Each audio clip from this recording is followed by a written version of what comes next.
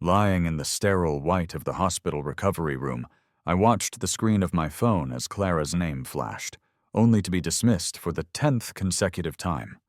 A moment later, a terse message from her secretary appeared. "Miss Reed is in an important meeting. Please do not disturb her." The anesthesia was beginning to wear off, replaced by a dull, insistent throb in my lower abdomen, and with that clarity came a cold, hard decision. When she finally called hours later, I told her it was over between us. Her voice, when it came through the speaker, was sharp with annoyance. "It's just an appendectomy, Leo. You're not dying. I made you wait a little while. So what? Do you always have to be so sensitive?" I closed my eyes, the antiseptic smell of the room filling my lungs. "Clara," I said, my voice barely a whisper, "I'm done waiting." My mind drifted back through the years, a decade of my life spent in a holding pattern.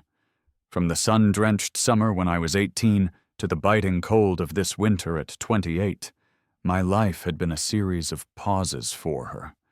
I waited for her to finish one more round of her video game. I waited for her to propose after we graduated, a promise she made with casual confidence. I waited for her to make enough money, to stabilize the company, to close one more deal before she would finally commit to marrying me. 10 years felt like a joke with a punchline I was only just beginning to understand.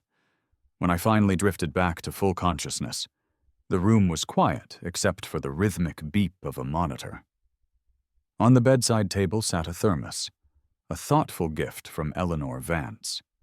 Inside was a homemade chicken soup, the broth clear and fragrant, the chicken stewed to a perfect tenderness that spoke of time and genuine effort.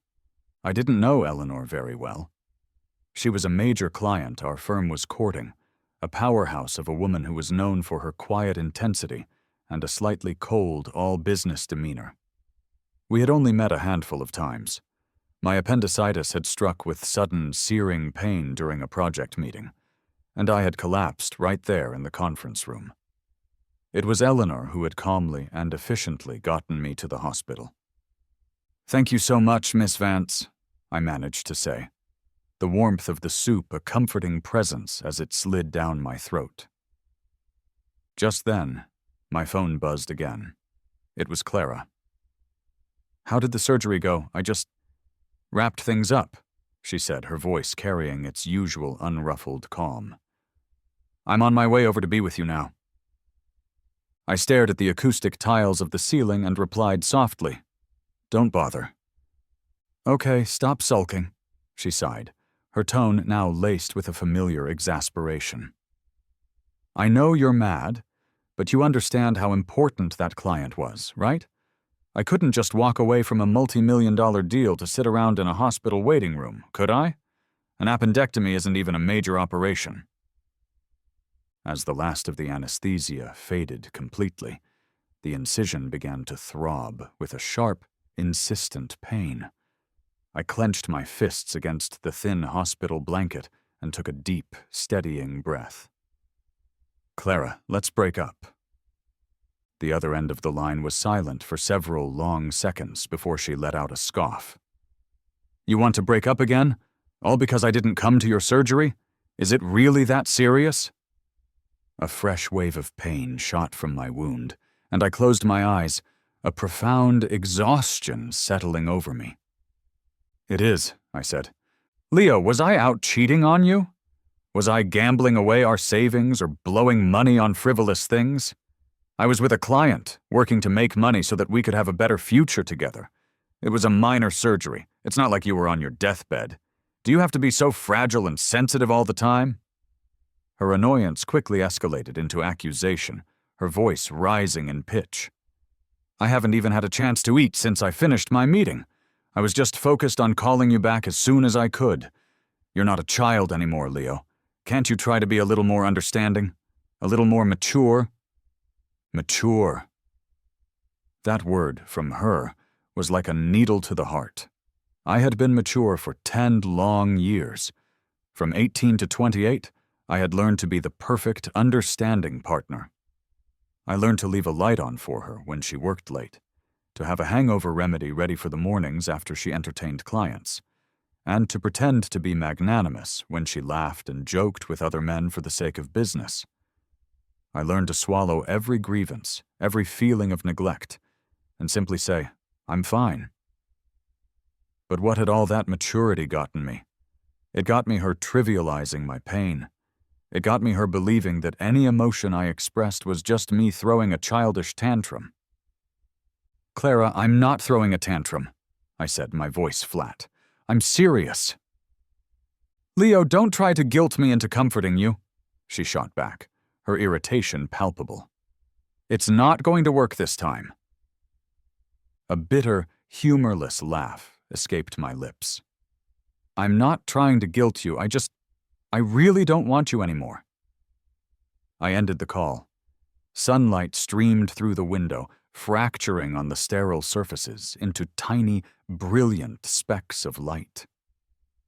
It occurred to me that the world was this bright when it didn't revolve entirely around her. Clara and I had started dating in high school. She was my desk mate, the undisputed most beautiful girl in our year, and she pursued me with a fiery passion that was impossible to ignore. The principal was constantly warning us about public displays of affection. When our parents were inevitably called into his office, she met their stern gazes with a defiant look in her eyes and declared, "I really love Leo. I won't let it affect his studies. One day I'm going to marry him." Even the adults were charmed by her innocent, bold declaration. At our high school graduation ceremony, she jumped onto the stage, grabbed the microphone, and yelled, "Leo, let me copy your college application list." Back then, I was the boy every other guy envied. We got into the same university just as we had planned. But once we were there, her world expanded rapidly, and I became an afterthought. Just a second, she would say, between her increasingly busy schedule. "Leo, just wait till I finish this match." "Leo, I'll come hang out after my club meeting is over." I always waited for her, quietly and patiently. Whenever we fought, she would hold me close and promise, "Shh, we'll get married as soon as we graduate." But the proposal I had dreamed of never came. It was always, "Let me make some real money first, then I'll ask you to marry me. Just wait a little longer." Then it became, "We'll get married once the company is stable. Just wait a little longer." And then, "This project is critical. Once I get through this busy period..." And so I waited. For 10 years. But how many decades does a person really get in a lifetime to simply waste waiting? Eleanor came by again early the next morning. She stood at the doorway to my room holding a bag with breakfast. Her black trench coat was slightly damp, and her long hair was dewy, as if she had been caught in a light rain. "I bought some porridge from the place downstairs. It's still hot," she said, setting the container on the table. Her eyes briefly glanced at the simple ring sitting on the nightstand, a gift from Clara that I had taken off the day before. She didn't ask any questions, just pulled something out of her pocket and handed it to me. It was a sleek, elegantly designed hand warmer, black and minimalist, much like her personal style. "Your hands looked cold yesterday." The tips of her ears were tinged with a faint red. My hands and feet were always freezing in the fall and winter. Clara would always dismiss it, saying, "You're just not wearing enough. Put on more clothes," as if my physical discomfort was just another form of complaining. I squeezed the hand warmer, a gentle warmth spreading through my palm and up my arm. I felt a little awkward. "Miss Vance, this is too much." "Don't be," she replied, her tone all business, making it impossible to argue. "I just want you to get better and get back to work as soon as possible."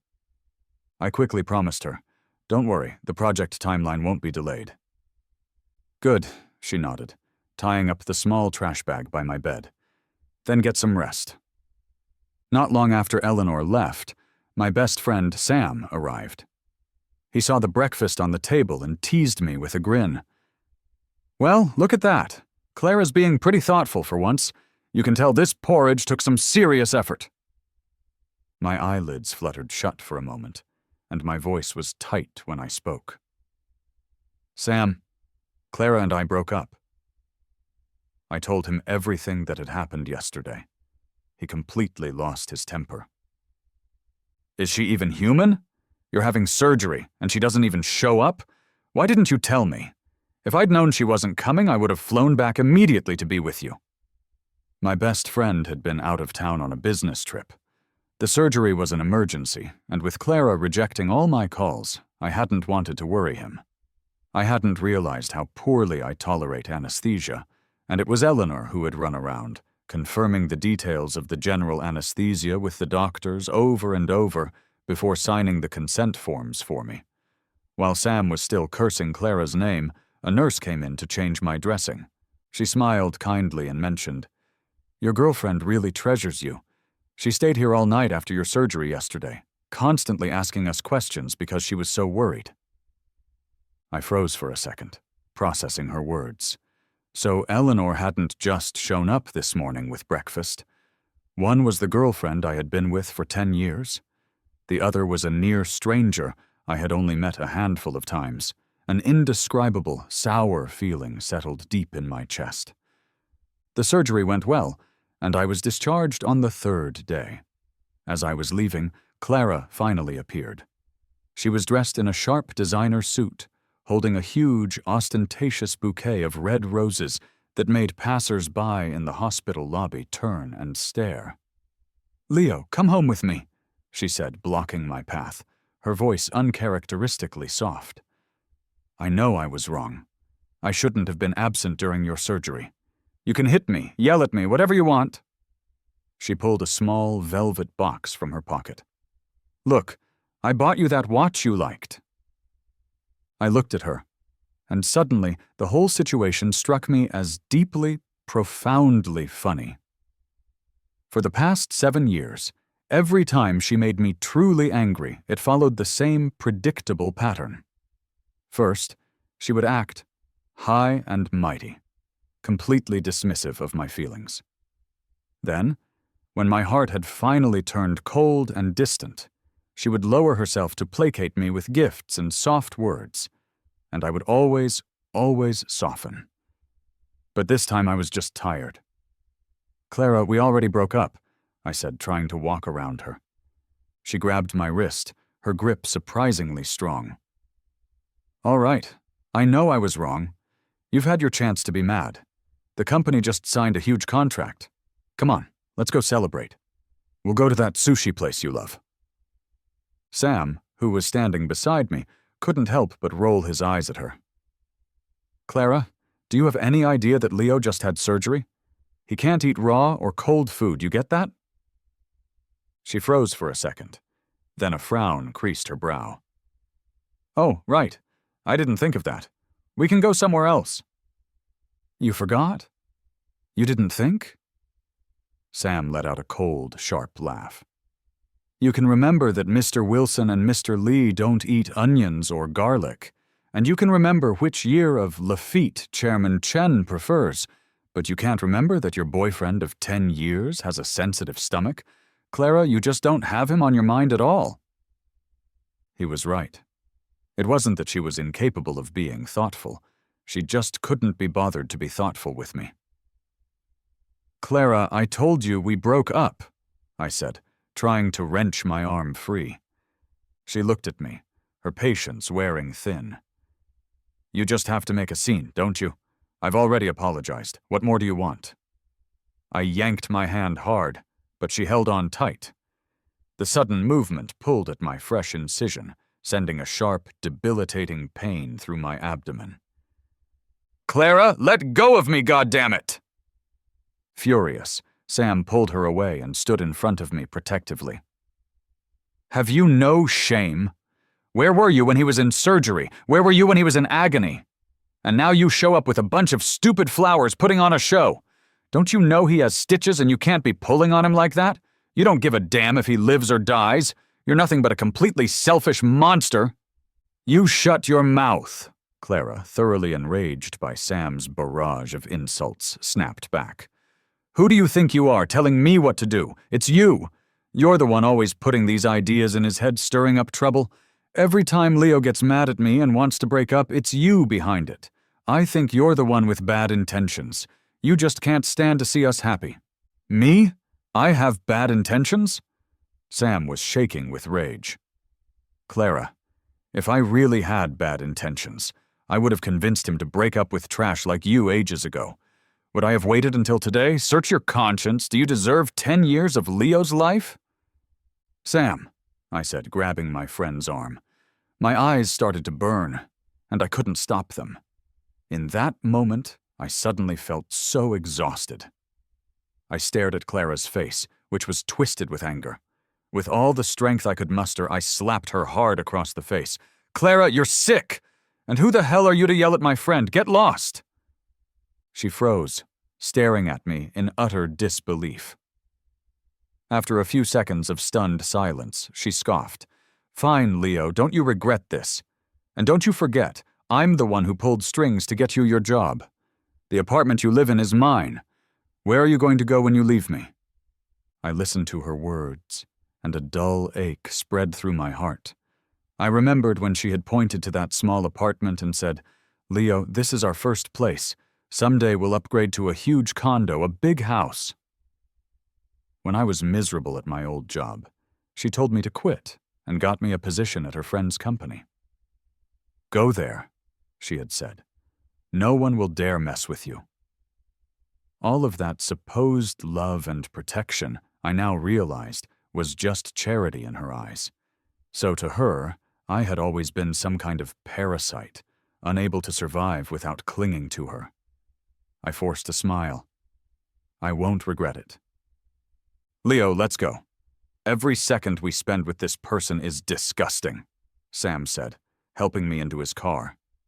I leaned back against the seat, completely drained. I felt empty inside, but also lighter than I had in years. In the rearview mirror, I saw Clara standing frozen in place, her face ashen, the red roses in her hand crushed and misshapen. From now on, I would never look back. Sam took me to his apartment. Not long after we arrived, I got a text from Clara. Fine, we can break up. You have 3 days to clear all your stuff out of the apartment. Sam flew into a rage. That bastard! She's gone too far. Let's go, I'll go with you. I'd like to see what kind of crap she tries to pull. He drove me right back over to the apartment. Clara wasn't there, only her secretary, with her perfect makeup and condescending air. She stood in the living room with her arms crossed, her eyes full of contempt. Miss Reed is busy, she announced. She instructed me to supervise. She deliberately emphasized the last word. Mr. Hayes, every single item you take needs to be inspected and logged by me. After all, Miss Reed has a lot of expensive things here. We wouldn't want anything to go missing and cause a misunderstanding. Sam instantly blew up. Who the hell do you think you are? You dare talk to Leo like that? The secretary's red lips curved into a sneer. Who am I? Ha! But Mr. Hayes, from now on, you're nobody. No one's going to baby you through this breakup. Oh, and by the way, a friendly reminder for you, Mr. Hayes. Miss Reed has a handsome, young, wealthy suitor pursuing her these days. A perfect match. A real power couple. It's probably best you clear out your ex-boyfriend junk sooner rather than later, so it doesn't offend the eyes of the new master of the house. You think you're hot stuff? New master? Puffed. A piece of trash like Clara only deserves a suck-up like you. Who are you to be barking orders about logging our stuff? Get out of the way, Sam said, shoving the secretary who was blocking the path. She stumbled and fell to the floor. You're so crude and ignorant. Sam chuckled, cracking his knuckles. I'm a kickboxing champion. Say one more word and see if I don't knock your jaw crooked. He turned to shield me. Leo, go get your things. As we were leaving, he noticed I had only taken my important documents. What about the rest? I shook my head. I don't want it. Anything connected to Clara, I didn't want to see it ever again. He threw an arm around my shoulders. Out with the old, in with the new. Come on, let's go get a drink. I bought a whole new wardrobe, filled with clothes in strong colors and sharp cuts, no longer trying to cater to someone else's taste. We went out for sizzling barbecue, got completely drunk, and laughed and cried at the top of our lungs. It felt so good to just please myself for a change. The next day, however, as soon as I got to the office, my boss, Mr. Henderson, suddenly informed me that the project I was in charge of had been reassigned. You haven't been feeling well lately, and, you've been emotionally volatile. This is a good chance for you to rest and reset. I had poured countless sleepless nights into that project, managing it from the initial planning stages to execution. Now, it was just being handed over to someone else. Mr. Henderson, I've been solely responsible for this project from the start. I know every detail better than anyone. Changing leaders midstream is a huge risk for the project. And besides, I'm fully recovered and capable of handling the work. He nodded, but his tone shifted. Leo, a wise man knows when to pick his battles. You and Clara, things aren't going so well, are they? Take some advice from an older brother. For a man, you just have to give in a little. Bow your head. For a woman, once her anger passes, everything will be fine. Why throw away your job and your relationship over something so small? Does it matter who does the project? Don't be ungrateful. I understood, so that was it. Yes, Clara had said it yesterday. The job was her favor. The apartment was hers. She was certain that without her, I couldn't survive. No need to consider it. I quit. Leo, what's the big deal about just giving in to Clara? You're just too stubborn. A man, has to be a little gentler to be likable. I took off my employee badge and slammed it on the table. A piece of trash like you doesn't get to define what a man should be. The days after quitting weren't easy. Although I passed interviews with several companies, I never made it past the background check. I knew what was happening. At Clara's instruction, my former boss was sabotaging me. Just when I was at my wit's end, a recruiter suddenly contacted me.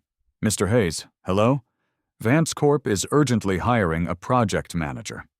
I understand you were deeply involved in a predecessor project at your previous company, and your experience is a perfect match. This is a rare opportunity. Vance Corp was a leader in the industry. A job there was a golden ticket. But their hiring standards were notoriously tough, so I didn't get my hopes up. To my surprise, the interview went incredibly smoothly. I handled the technical questions with ease, and they were very impressed with my past project experience. They offered me double my previous salary. The final interview was with Eleanor. She got straight to the point. Your former company said you resigned for personal reasons. The replacement they assigned was very unprofessional, and the project ended up being a complete mess compared to your original core plan. Vance Corp has already terminated its contract with them. I've seen your original proposal. Your thinking is clear, and the highlights are outstanding. You are the optimal choice to lead this project. Going from the vendor side to the client side was, for me, a quantum leap. But after hesitating, I still said, Miss Vance, I might not pass the background check. She didn't react much, just said, I hire based on ability and fit, not personal drama. You have a 3-month probation. The capable stay, the weak go. Can you do it or not? I didn't play coy, didn't hesitate. Suppressing the complex emotions churning inside me, I met her gaze. Miss Vance, I am more than capable of handling this position. Double the salary, the immense industry influence and springboard value of a Vance Corp project. This was a lifeline in a desperate situation. After starting the new job, I was like a machine wound tight. Eleanor's standards were incredibly high, and I was busy almost every single day. It was exhausting, but also more fulfilling than anything I had ever experienced. The satisfaction of having my work recognized had long since faded the sorrow of the breakup. Meanwhile, not long after we split, Clara posted a photo on her social feed of two hands clasped together. The caption read, "Sometimes you have to say goodbye to the wrong person to say hello to the right one." I thought of what her secretary had said about the handsome, young, wealthy suitor. I didn't feel the pang of sadness I expected. Instead, I felt relieved. Thank God I got out. If I had wasted a few more years with her, the sunk cost would have been even higher. As the project led, I had to accompany Eleanor to an important industry banquet. Amid the clinking glasses and schmoozing, I unexpectedly ran into Clara. She was with a young man with flawless makeup and decked out in luxury brands. Seeing me, he immediately tightened his arm around her, a deliberate show of possession. "Well, well, if it isn't Mr. Hayes," the man simpered, his voice not loud but enough for those nearby to hear. "I should probably thank you for raising such an excellent girlfriend for me." The surrounding conversations quieted, and a few glances drifted our way. I wasn't flustered. I just smiled calmly. That's true. People are a product of their environment, but a plant that thrives in good soil can wither in bad.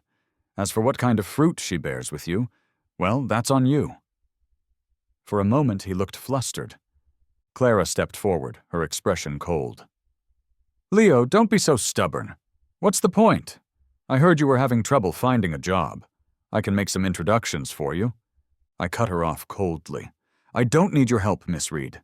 Thanks to you, I'm already employed at a new platform." She looked at me in disbelief.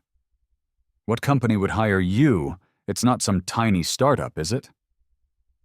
Just as I was about to answer, Eleanor appeared. Clara quickly plastered on a fawning smile and extended her hand to her.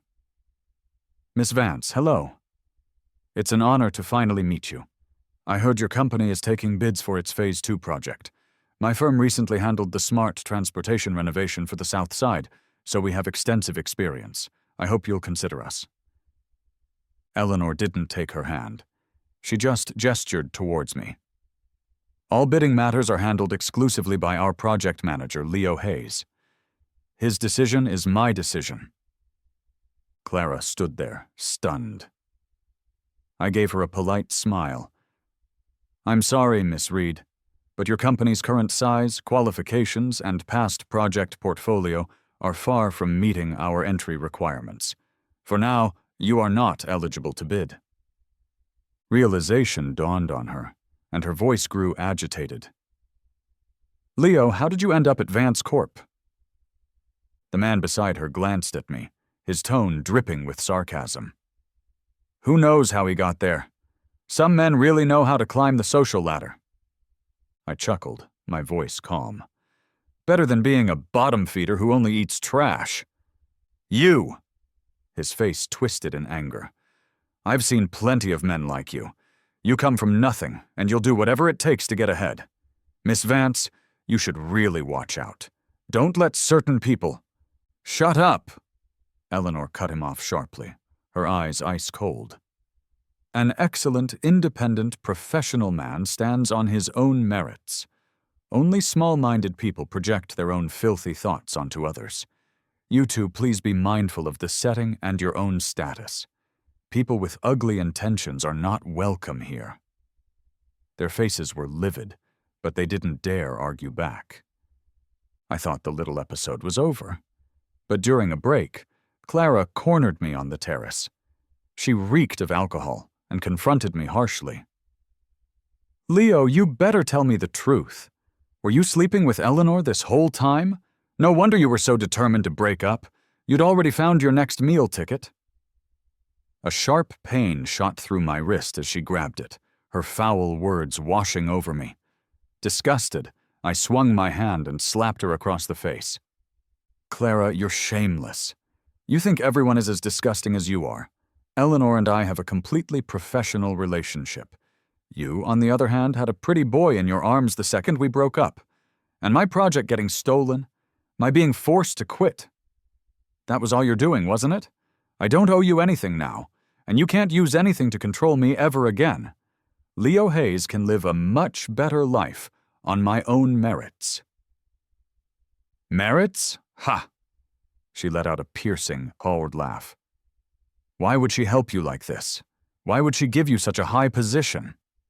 Leo, don't be so naive. Do you really think she likes you? Look at where you come from and where she comes from. What does she see in you? She's just after your face, the novelty. She's just playing with you. Get out! I stared at her, not wanting to say another word. Clara, you make me sick. The night wind was cool. I leaned against the cold wall. I couldn't hold my emotions in any longer, and my eyes began to burn. From mutual love to mutual disgust, it had come to this. In that moment, I suddenly realized that all the love from all those years felt completely worthless. Here, wipe your face. A dark gray handkerchief was offered to me. I looked up. Eleanor was standing in front of me. Thank you, Miss Vance. I took it, my voice a little hoarse. You're always thanking me, she said, looking at me, her gaze deep. You've helped me a lot. I looked down, hiding the shame in my eyes. A boss should protect her employees. It's my job. She paused, her voice dropping a little lower. But getting angry over people who aren't worth it is a waste of emotion. I took a deep breath, trying to calm myself. But thank you, really, for helping me out back there. What they said, please don't take it to heart. She raised an eyebrow slightly, turning to look at me. What did they say? The part about us having an affair? I was at a loss for words, my cheeks flushing for some reason. I didn't know if it was my imagination, but I always felt she was a little too nice to me. But she managed the degree of niceness perfectly. I wasn't conceited enough to think she was in love with me, but I was also keenly aware of the kind of gossip that such niceness could cause in the workplace. And I didn't want to cause trouble for anyone else because of my own issues. After a few seconds of thought, I said tactfully, I don't want to affect you because of my personal life. I'm not looking to get into a relationship right now. I just want to focus on work. My past experiences have taught me that establishing myself is more important than anything else. She was silent for a few seconds, her eyes seeming to darken, but then she returned to normal, even with a hint of a teasing smile. What, you have to mourn a breakup for 3 years? Her rare display of humor made me crack a smile. It's not about mourning, I said seriously. It's just, my world used to be so small, revolving around just one person. Now I want to see a bigger world. I want to see how far I can go on my own. She nodded, a trace of admiration in her eyes. Good. In the following weeks, I threw myself completely into my work. Late nights, overtime, back-to-back meetings. But every time a proposal was approved, every time a hurdle was overcome, it brought a huge sense of satisfaction. However, Clara didn't give up. Ever since we ran into each other at the banquet, her calls and texts started coming in like a flood. Leo, I've packed up all your things for you. I didn't throw anything away, I was just angry that day. Come back and get them. I'm not with anyone else. That was just to make you jealous. I only love you. I saw the news about your project. You're amazing. But that job is too tiring. Come back, I'll support you. The company's profits have doubled recently. You can just relax at home, I'll be the breadwinner. You don't know that Eleanor... She's the sole heir to the Vance family fortune, the richest family in the city. So many heirs from prominent families are after her. How could she possibly be serious about you? She just sees that you have some talent and is playing with you. Leo, you're too naive. I'm just afraid you'll get hurt. Listening to these twisted truths and condescending words, I found it all utterly absurd. I blocked all her contact methods. The peace lasted less than a week. One evening, my mom suddenly called. Leo, come home for dinner tonight. I made your favorite dishes. You have to come, right? Thinking I hadn't seen my parents in a while, I rushed home after work. I pushed open the door to a wave of laughter and cheerful chatter. but sitting in the living room were not only my parents, but also Clara and her parents. 4 smiling faces turned to me in unison, their warmth unsettling. "Oh, Leo's home. Come sit down, sit down." Clara's mother warmly pulled me to a seat, and Clara's father smiled amiably. "I heard this girl made you angry. Don't worry, your uncle has already given her a stern talking to. If you're still not satisfied, I'll give her a spanking for you." My mom immediately put food on my plate, giving me a pointed look. "It's normal for couples to bicker. Look, Clara and her parents came all this way. What a gesture." My dad chimed in. "Exactly. Couples don't hold grudges overnight. Clara told us everything. It's a good thing for a woman to be career-driven. She knows she was wrong. So stop acting like a child, Leo." I froze, listening to their words. It was all so ridiculous. Did they also think I was just throwing a tantrum, that I was the one in the wrong? All right, Leo isn't angry anymore. It's rare for both families to get together. Let's all be happy," my mom said, holding my arm, her face wreathed in smiles. Yes, yes." Clara's mother clapped her hands. "Since both sets of parents are here today, this is perfect. Let's pick a wedding date. I think October is great. Golden autumn, how wonderful." Yes, let's set the date," my parents chimed in eagerly. And just then, Clara suddenly took my hand. She knelt on one knee, holding a simple, understated platinum ring. "Leo, do you like it? I had it custom made. Let's get married." Her voice was trembling with excitement as she looked at me expectantly. The proposal I had secretly dreamed of on countless nights. But now, it was nothing more than a phony performance.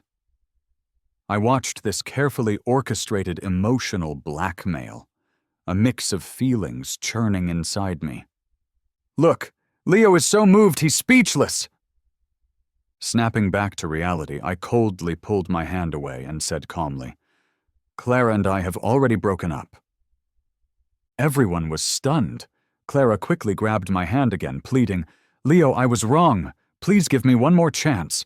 We've been together for 10 years. How can we just throw it all away?" My mom tried to smooth things over. "Exactly, Leo. Clara didn't do anything unforgivable. There's no need to be so relentless. When 2 people are together, you have to be tolerant of each other." Clara's parents' faces darkened. "Leo, Clara is destined for big things. Your aunt and I don't mean to criticize you, but you can't be so willful. No woman is going to coddle you forever. A boy needs to know when to quit while he's ahead. To be blunt, Clara is successful now. She could have any man she wants, but her heart is only set on you. What more could you possibly want?" Finally, my dad's voice hit me like a sledgehammer. "Leo, can you just be a little more sensible? Don't make things difficult for your mom and me. My own parents, now standing against me, siding with others, using accusations of being immature, ungrateful, and willful to put me on trial." I suddenly laughed. "Tolerant? Sensible? Understanding?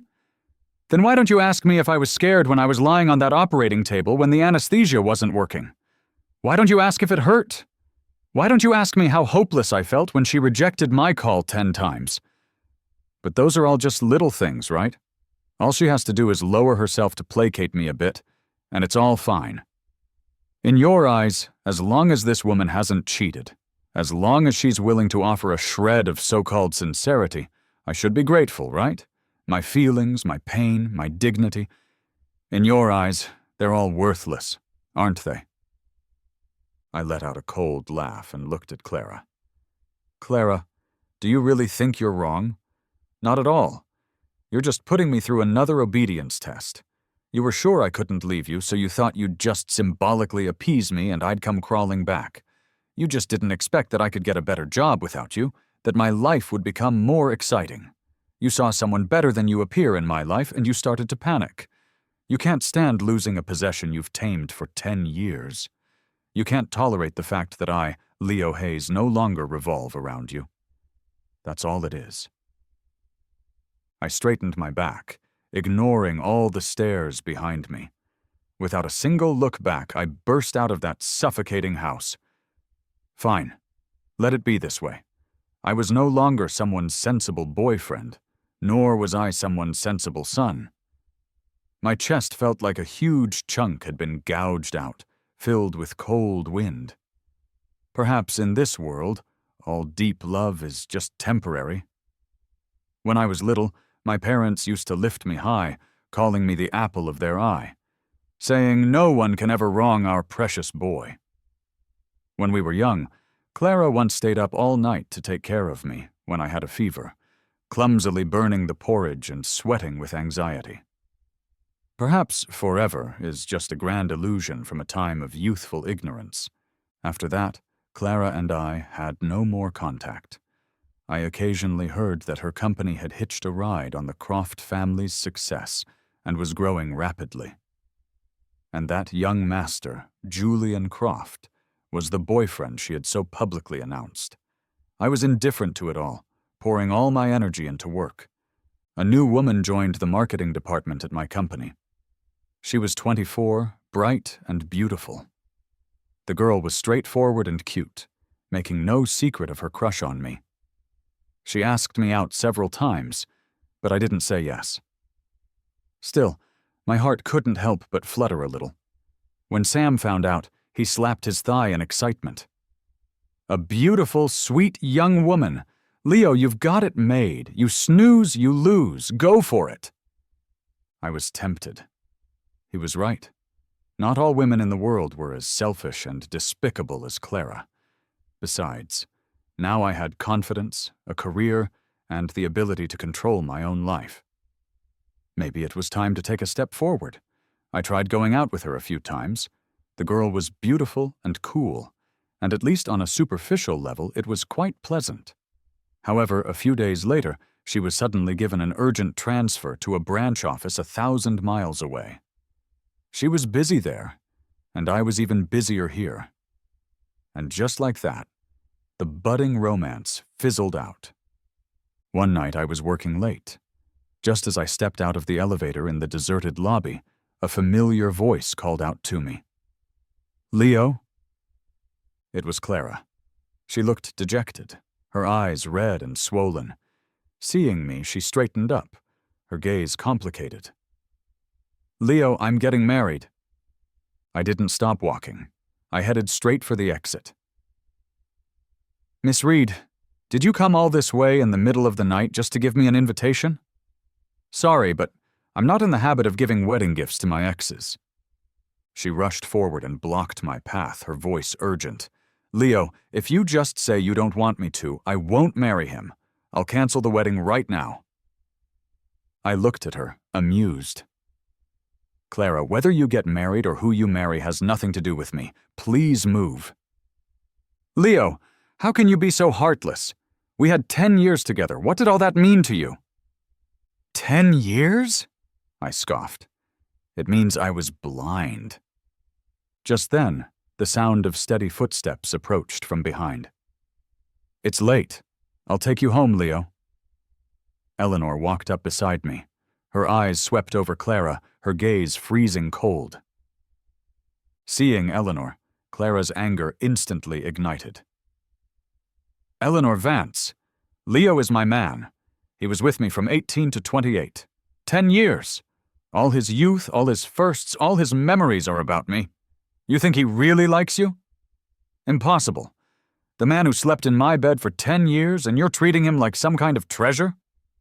Before she could finish, Eleanor had already stepped forward, shielding me. She didn't raise a hand, just stared at Clara with a look so cold it could freeze you solid, and said, word by word, 10 years of devotion, and this is how you degrade him? You don't deserve him. It's time someone better loved him." Hearing this, Clara, furious, tried to push her away. "You've had your eye on my boyfriend for a while, haven't you? You shameless homewrecker. If it weren't for you, we would have never broken up." Eleanor didn't budge. She just spoke coolly, her voice not loud, but carrying immense weight. "Miss Reed, on my property, yelling at my person. It seems you don't want your company to see another sunrise. I quickly grabbed her wrist. Eleanor, let's just go. I pulled Eleanor away from that toxic scene. Back in the car, I handed her a bottle of water. Eleanor, thank you. She didn't take it. Instead, she turned to look at me. Leo, do you really have to be so determined to keep your distance from me? Her eyes held a flicker of anger and an almost imperceptible hint of hurt. Her stare made me a little uncomfortable. Okay, I said, twisting open the cap and handing it to her again. The car was small, and her presence filled the space. When our eyes met, I instinctively tried to look away. Why can't you look at me? She suddenly asked, her voice low and husky. My hand trembled, and I nearly spilled the water. She reached out her hand, closing firmly around my wrist, stopping my retreat. The warmth of her palm seeped through my skin. Leo, I don't believe you don't know how I feel. She stared into my eyes, giving me no room to escape. You said before that you weren't looking for a relationship right now. I gave you time. I was willing to wait. I respected your choice. But what happened then? Her tone was laced with resentment. What was that with the young girl? What, for her you didn't need to not consider it for now? Can people just cut in line? I froze. Awkward and helpless.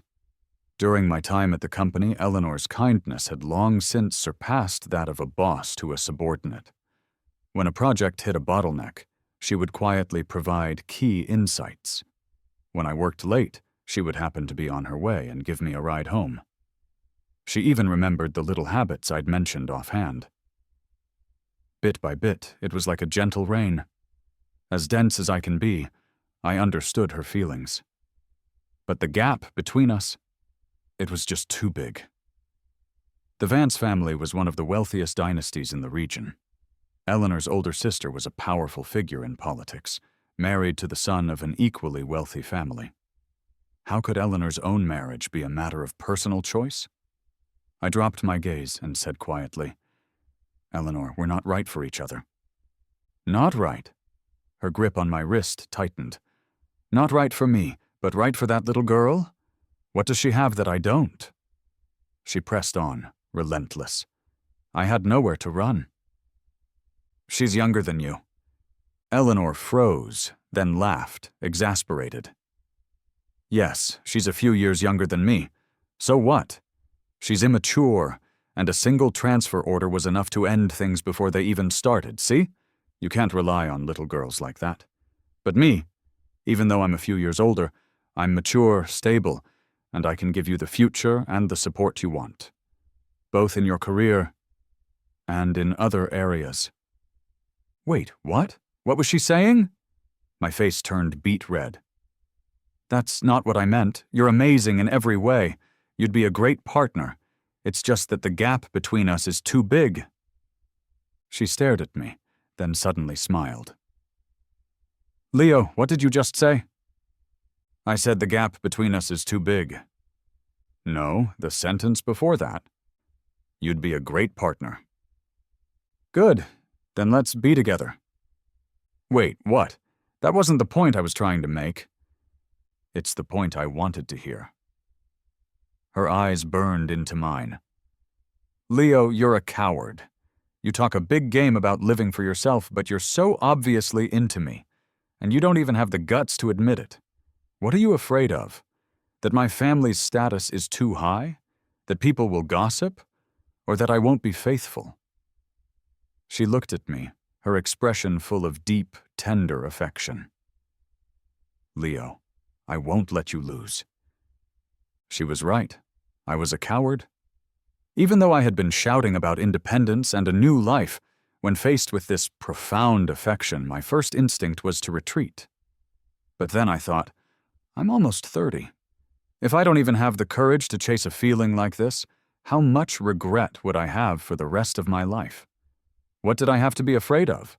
What did I have to lose? After Eleanor and I started dating, she was like a different person. The cool, elegant, all-business Miss Vance disappeared. In her place was a clingy, sometimes childish and fiercely possessive woman. Since we worked at the same company, we kept our relationship a secret to avoid affecting our work. Until a new hire joined the department, an elite, beautiful professional who had studied abroad. Unfortunately, she had terrible taste and developed a crush on me. She confessed her feelings in public, flowers in hand. That same afternoon, this elite professional was entrusted with a great responsibility by Eleanor and transferred to a branch office on the other side of the planet to develop the overseas market. She cornered me in my office later, her face dark. "Leo, if this keeps up, I'm going to have a heart attack. You need to give me an official title." And so, the next day, I was half coaxed, half tricked into going to the city clerk's office and signing a marriage license. Looking at the photo of us, smiling side by side on the certificate, her anxious heart finally settled. "Now, let's see who dares to try and steal my man." After we got married, I attended a party for the first time as Mr. Vance. There, I unexpectedly saw Julian Croft, Clara's new husband. However, within this glittering circle, Julian was subtly excluded from the core group. He tried hard to fit in, but was always quietly ignored. A few of the wealthy heirs gave me a heads up. "Mr. Vance, you might not know this since you're new here, but this Mr. Croft is an illegitimate son. The people in our circle are all from respectable families, the sons of first wives. Not just any riffraff can squeeze their way in. Look around the city. Which family with any real standing would marry their daughter to him? In the end, he just married some female boss with no real connections who depends on the Croft family for her business." It was only then that I learned the tycoon's son Clara had married was actually an illegitimate child. But I heard that after latching onto the Croft family, her business had grown exponentially. Her company had just completed a round of financing and was preparing to go public. The unexpected, however, happened. A month later, old Mr. Croft suddenly passed away. He went quickly, and there was no will. The estate had to be divided according to the law. But as an illegitimate son, Julian didn't get a single penny. Legally, he wasn't considered Mr. Croft's son. Although illegitimate children have equal inheritance rights, Mr. Croft had long since been cremated, making it impossible for Julian to prove paternity. The whole affair became a huge scandal, the laughingstock of their social circle. After the eldest Croft son took over, Clara's company instantly lost its backing. Even more fatally, in her rush to take the company public, she had expanded recklessly, mortgaging assets for loans. Now her capital chain was broken, and she couldn't repay the loans. Overnight, the company declared bankruptcy. Clara herself was facing prison time for embezzlement and illegal operations. Looking at her haggard, disheveled photo in the financial news, I felt nothing but calm. Life, it seems, really does have a way of balancing the books. A few days later, Clara's parents actually showed up at the Vance Corp building. Ignoring the security guards, they knelt before me in public. "Leo, please help Clara. We know you married a good wife, someone rich and powerful.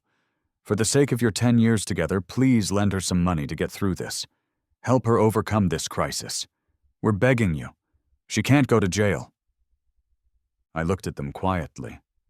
I felt no sense of vengeful satisfaction. Instead, I just felt a kind of sadness.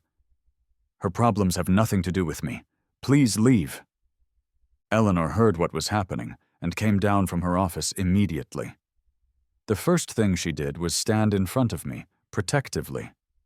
She looked coldly at the two people on the ground and ordered security. "Please escort them out, and from now on, they are not allowed within a block of this building." She gently took my arm. "Don't pay them any mind. Let's go home. You're still recovering. You can't get worked up. It's not good for you." I couldn't help but smile. I've been fine for a long time, You don't have to be so dramatic. Eleanor took care of me with meticulous attention to every detail. We both love a quiet, cozy life. After work, I'll go to the supermarket and pick out fresh ingredients. I'll come home, tie on an apron, and get busy in the kitchen. I told her cooking is a great way to de-stress, and watching her eat every last bite of the food I make gives me a special sense of accomplishment. She remembers all my little habits, and she remembers every one of our anniversaries. She always makes time, without fail, to go with me to my follow-up appointments. Then we'll have dinner, go for a walk, and take the stray dog we adopted out. Our days are simple and stable, but filled with tiny, perfect moments of happiness.